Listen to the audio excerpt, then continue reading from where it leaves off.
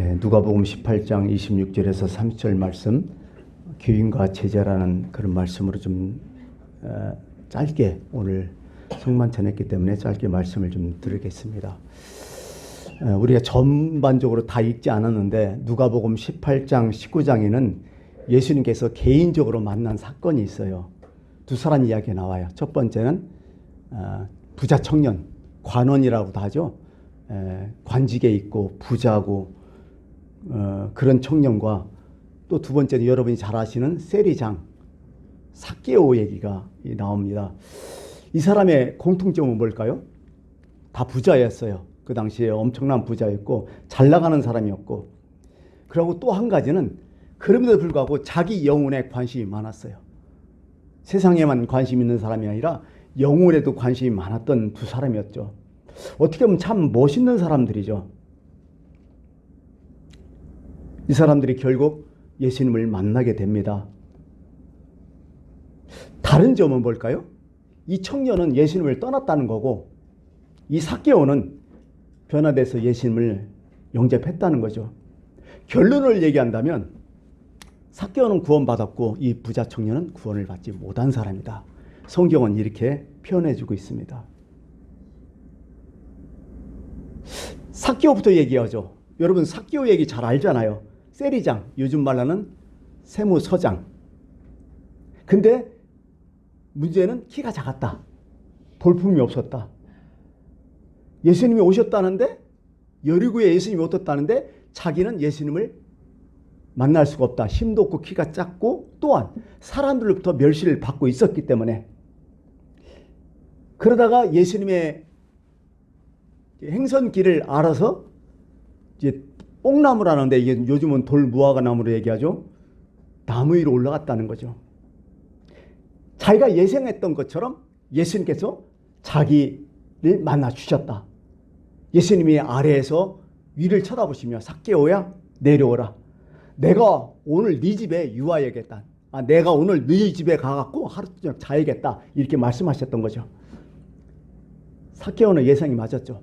예수님을 만났죠. 그래서 내려와서 예수님을 기쁨으로 영접했고, 예수님을 영접하는 가운데 이런 고백을 해요.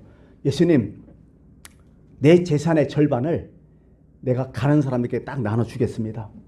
그리고 내가 지금까지 세리장 하면서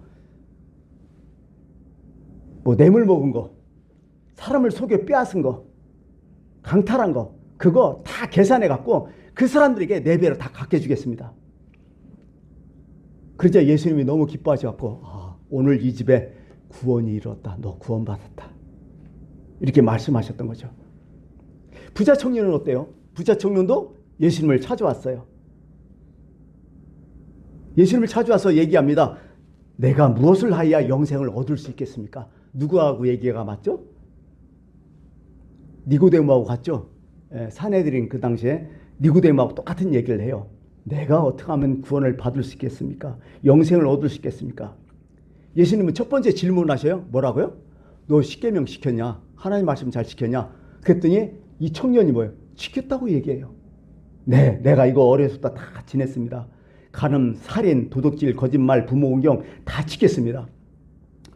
자신 있게 대답해요. 물론 사복음서 말고 공관복음, 마태마가 누가복음을 총 얘기한다 보면 예수님이 이 얘기를 듣고 아주 기뻐하셨다고 얘기해요. 참 잘했다. 근데 예수님께서 한 가지 더 질문을 해요. 근데 부족한 거 하나 있다. 다 했는데 내 생각에는 아직도 부족한 거 하나 있다. 그 뭐냐? 너 재산 많지? 너 가진 재산 다 팔아 가난한 자들에게 나눠 주어라. 그러면 두 가지가 나온다. 첫 번째, 하늘에서 보화가 내릴 것이다. 두 번째, 그리고 너 내 제자가 되라. 나를 따르라. 이 청년이 어떻게 결정 내렸죠? 성경에 보니까 스트레스 받았을 거예요. 재산 때문에. 모든 건 다 좋은데 재산 때문에, 그 많은 재산, 그 사회적인 지위, 엄청나게 갈등을 느꼈겠죠. 이 말씀을 듣고 그냥 떠나가 버렸어요. 예수님의 제안을 거절해 버린 거죠. 오늘 우리는 이 두 가지의 그 만남 속에서 예수님이 말씀하신 진정한 진리를 좀 발견할 수 있어요. 삭개오를 생각해 봐요. 삭개오 나쁜 놈이죠. 나쁜 놈이에요 원래. 근데 삭개오가 회개했다는 거야. 변화됐다는 거야. 그러면 충분히 구원받는다는 거예요. 오늘 그걸 성경은 얘기하죠. 아무리 나쁜 놈이라도, 아무리 그렇게 평판이 안 좋더라도 회개하라, 천국이 가까이 왔다. 구원받는다, 회개하면. 그러면 삭개오가 어떻게 회개하느냐? 첫 번째, 재산 절반 나눠줬다는 거야. 이웃을 봤다는 거죠. 그리고 자기가 잘못했던 거 모든 거 회개했다는 거야. 4배로 갚겠습니다. 다 회개한 거야.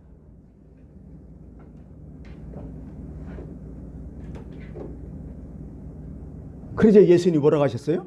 이 집에 구원이 이르렀다. 너 구원받았다. 이 정도면 구원받는다는 거야. 예수님께 다 안 바쳐도 돼요. 재산 절반만 딱 바쳐도 돼요. 잘못한 거 회개하면 돼요. 절반이라면 그냥 적당히 바쳐도 돼요. 마음 먹은 만큼만 바쳐도 돼요. 그리고 내가 철저하게 다른 사람들에게 피해 준 거 그건 다 해결해야 돼요. 너희가 홀이라도 갚지 않으면 천국에 들어갈 수 없다고 예수님 말씀하셨어요. 홀이는 뭐예요? 터럭 호자 쓰잖아요. 조그만한 것까지 너희들이 해야 된다. 그냥 만만치 않다. 그것도 참 어렵지만은 삭개오는 했어요. 구원 받았어요. 그러면 예수님의 제자들 한번 생각해 봐요. 예수님의 제자들은 어땠을까? 예수님의 제자들 예수님 따를 때 그냥 따랐나요? 최소한 이들은 그대로도 그들 나름대로 모든 것을 다 내려놨어요. 아까 부자 관원이 있죠. 부자 관원은 어디에서 걸렸어요? 모든 걸 내려놔라. 세상 거 내려놔라. 재산 팔아 가난한 사람 줘라. 포기해라 모든 걸. 예수님의 제자들은 예수님의 제자들을 부를 때 이런 내용이 나와요. 나를 따라오라 하니까 내가 너희에게 사람 나누는 어부가 되리라 이렇게 하니까 그들이 뭐라고? 곧 그물을 버려두고 예수를 따르니라. 이건 누구죠? 베드로 안드레 얘기하는 거예요. 또 좀 가다가 두 형제가 있어요. 누구죠? 야고보와 요한 얘기하는 거예요. 예수님께서 똑같이 얘기해요. 나를 따라오라. 내가 사람 나누는 어부가 되겠다 했더니 그들이 배와 아버지를 버려두고 예수를 쫓으니라. 이들 다 버렸어요. 최소한은 다 버렸어요. 예수님의 제자가 됐어요. 그래서요. 28절에도 그런 말씀이에요. 베드로가 여짜오되 없어서 우리가 우리 것을 다 버리고 주를 따랐나이다. 여러분 예수님의 제자가 된다는 것은 다 버려야 돼요. 사실은. 그리고 예수님 전적으로 따라야 돼요. 제자 되는 게 힘들어요. 그렇게. 버리지 않는다 해도 구원받는 거 아니에요. 성경 보니까. 삭개오도 구원받아요. 다 안 버려도 돼요.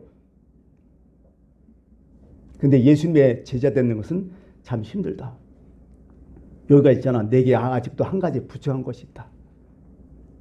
이 말이 마음에 꼭 배기네요. 우리가 남들보다 더 열심히 살고 더 노력해서 많은 것을 소유했고 성공했어요. 세상 사람들은 다 잘 살았다. 참 훌륭하다. 대단하다. 그러나 주님은 아쉬움이 있는 거야. 주님은 이렇게 물으실 거예요. 내 이웃을 내 몸같이 사랑했냐? 너희 가족만 잘했냐?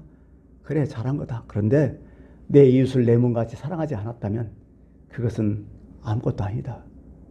오늘 주님께서 이렇게 우리에게 말씀하시지 않을까?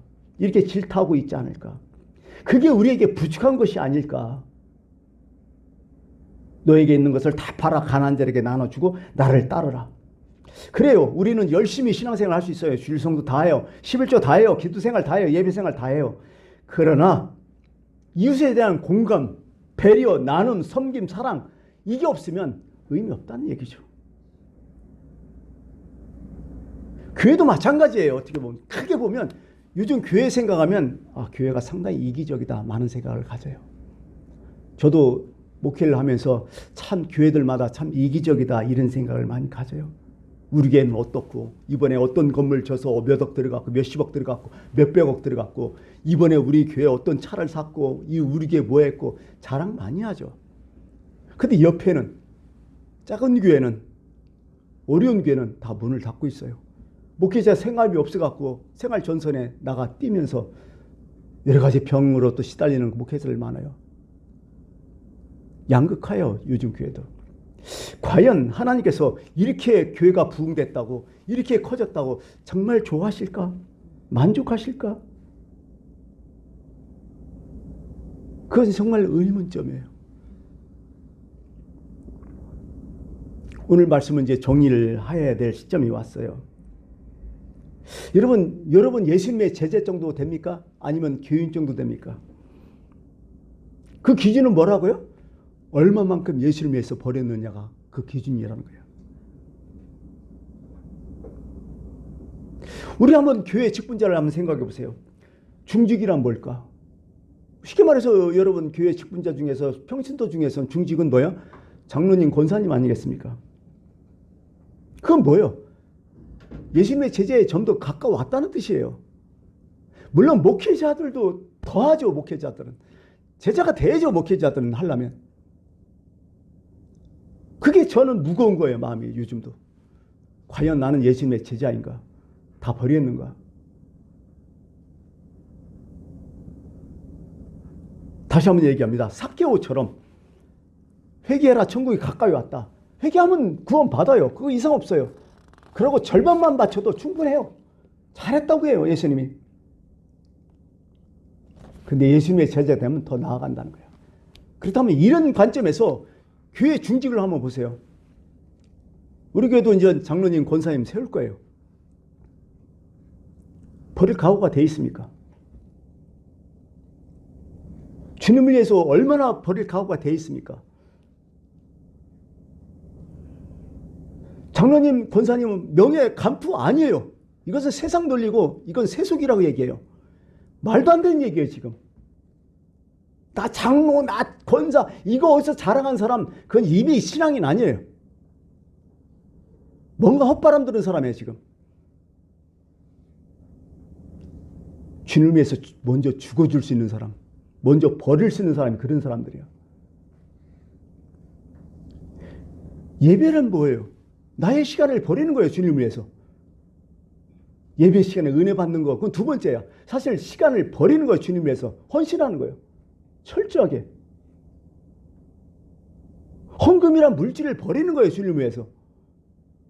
내려놓는 거예요. 봉사란 내 몸을 주님 앞에 내려놓는 거예요.